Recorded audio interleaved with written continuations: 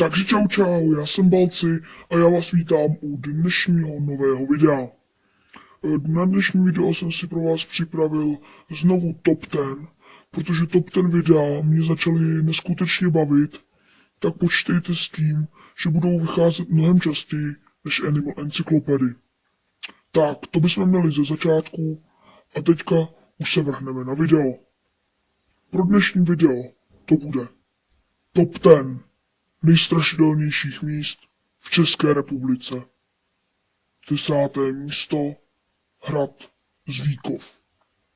Na hradě Zvíkov se místním návštěvníkům strašně rychle vybíjí baterie u mobilů nebo kamer.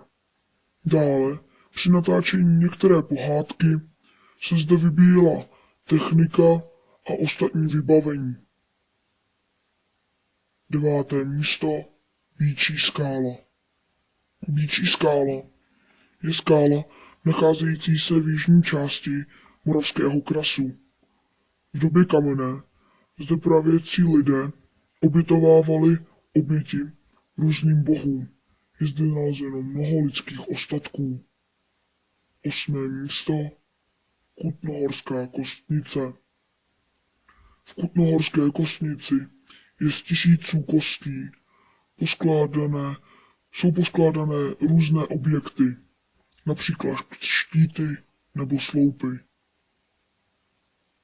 7. místo hrad Lemberg.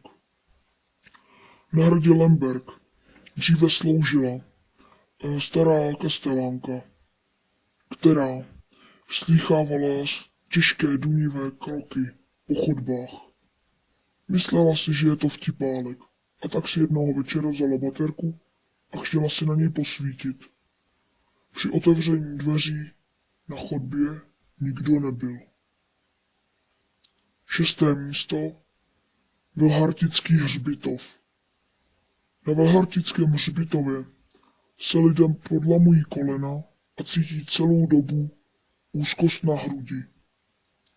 Také je zde popsána báseň Karla Jaromíra Erbena Svatební košile.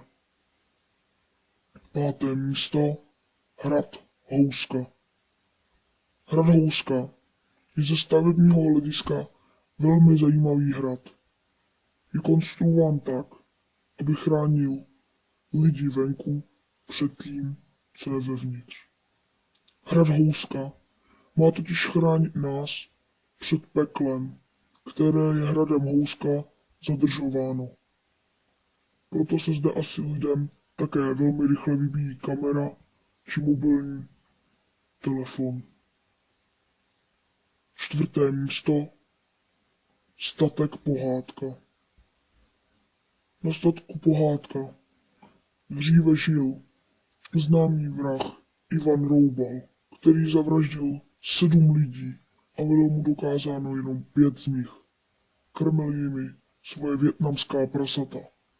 A při přiblížení k tomuto statku najdete mnoho mrtvých těl zvířat.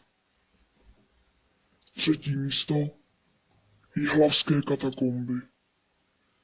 O jihlavských katakombách se dříve říkalo mnoho domněnek a báchorek, až Stanislav Motl vyrazil do katakomb přespat a pořídil tam tuto fotografii.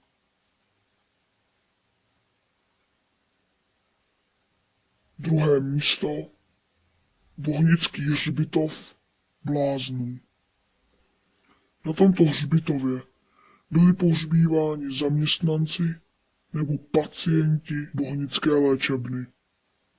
Jsou tam pohřbíváni ve 3 nebo 4 vrstvách.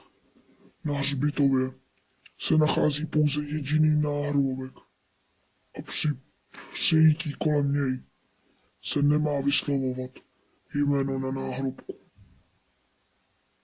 1. místo Lesbor. V lese Bor chodí přízrak muže, který běhá za lidmi, kteří přechází po tomto lese. Tento les se nachází za Českými Budějicemi. To by bylo pro toto video všechno. Děkuji vám, že jste se na toto video podívali. Jestli stále nemáte odběr, tak ho nezapomeňte dát a já se budu těšit u dalších videí. Čau čau.